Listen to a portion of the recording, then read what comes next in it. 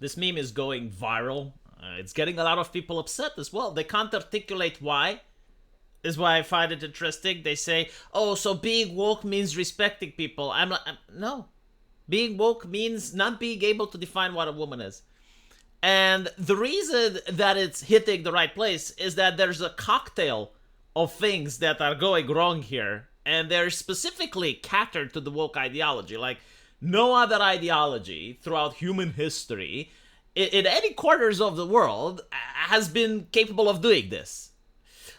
So why exactly is it a problem? Well, first of all, it's the linguistics, the language games, right? Because if it comes to defining what a female cat is or what a male cat is, people have no problem with that. If it comes defining what a bull or what a cow is, people have no issue with that. But when it comes to human beings, all of a sudden, it gets so problematic that you have politicians and people that are nominated on the Supreme Court that cannot define what a woman is.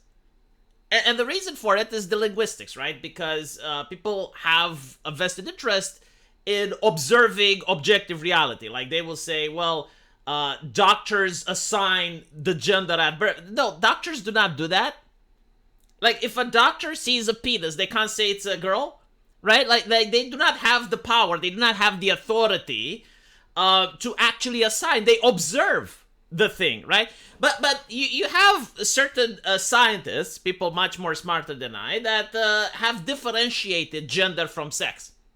And they will say that, well, you have like the sex, which is male and female, and we can notice that in the animal kingdom. And of course, there are some deviations, but they're so small we can, not account for them. But like the overwhelming reality is that you got male and female in the animal kingdom. You have the same applied to human beings. And that is that. But then you have like other people who say, well, yeah, but you have like the social construct. You got like, just because he's a man, society tries to pressure him to fulfill certain gender roles. So that is the gender, right? But you also notice that the gender role of a woman, for example, like according to what society is trying to force females to be, is to be a housewife, right? But when someone says I identify as a woman, they don't actually want to be the housewife and fulfill the gender role. It's more like a personality, I suppose, right? But a personality that you want other people to recognize. So it's the language games, really. It's becoming very confusing because lately, you have people that will say, it's not just the biological sex, like, no, even that can be interchangeable, right? So, like, they're basically trying to create the reality that if you identify as something, then you become that. And the problem starts when you realize that there are certain systems in place in society which are designed to protect women.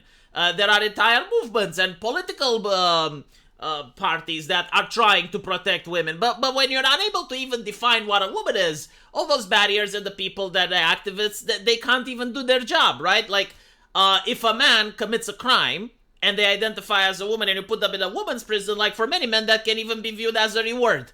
I know that is unthinkable, but it's true. Like, there are very dishonorable individuals out there in society, perverts and the like, who can lie. They can manipulate. They don't really identify as the gender, but if the system only asks, do you identify as it? If the answer is yes, then you are treated as if you are. Then how can you account for that?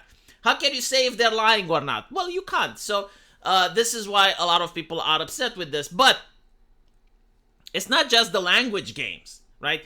The thing is, like, why can't they define what a woman is because they know what a woman is. Like you are required to actually know this information because the same people, they're championing women's rights and they're championing various activist groups and stuff, right? So, like, they know, but at the same time, they can't express it. So you need to, like, part of the woke ideology is to have two competing ideas in your head, and you can use them whenever you want. So you're talking about the gender pay gap, all of a sudden you know what a woman is.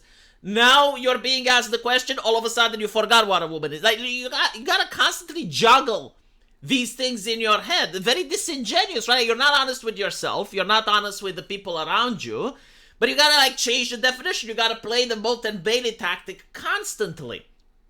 And this is, like, specifically inherently to woke ideology. the define a woman thing is just one example out of so many. And you notice, like, for instance, this can't be applied to race, right? Like, if you have affirmative action and you're willing to give more representation to black people, a white person can't appear and say, well, I identify as black. And you're like, well, why do you do that? Well, back in the day, like, look, I did a 23andMe test, and a couple of generations ago, I actually did have a black person, right? So, because of that, what is white? You know, can you define what white? Oh, they will 100% be able to define what white is. That person will not be considered for the application. Even though, like, the exact same ideology, which can't define what a woman is very accurate when defining what a white person is, right? So you notice, like, all of these different things that go in a woke person's head, like, they constantly have to pick and choose based on the circumstance. Horrible way to go through life like that, you know? But anyway, that's not even the big part. The main reason why they can't define what a woman is due to peer pressure. Is due to the force of conforming. Like, you're not a free person anymore. You're not a free thinker, able to say whatever goes into your head, and if it's something wrong, people will just contradict you. No. You gotta be extremely careful with what you say in public, because it is the duty of the other people, your friends, your peers, your family, your boss, your employees, to punish you the moment you say something that is considered problematic. So this is why you have politicians, or you have Supreme Court nominators that cannot define what a woman is. It's not that they can't do it, because I'm pretty sure if you go in a private conversation with them and you talk about it, they can. But they are absolutely terrified of the people that surround them. So, like, being woke means surrounding yourself with these individuals that are constantly vigilant, that are constantly looking at you.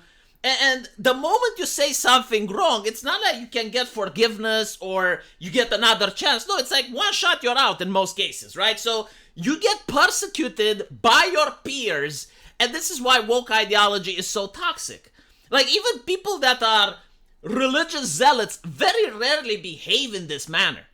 Where, you know, someone asks you something, you give them your honest opinion, and if it's not the correct opinion, they will come after you. And we saw this in the previous video that I made with a football player who's Catholic, goes to a Catholic school, says some Catholic shit. Like, he's not going to start the movement. He's not going to start a political rally. He's not going to actually change society.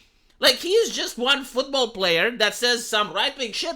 And there is a sea of influencers and politicians and media celebrities that are saying left-wing stuff all the time. But they are absolutely terrified. They can't sleep at night because this one guy is saying right-wing Catholic stuff at a Catholic school. So it's their duty, it's their job to fix it. And this is, again, like, akin to woke ideology. It's kind of like having blasphemy laws in certain theocratic states. But here, like, you're not allowed someone to go like, well, you know, I don't think that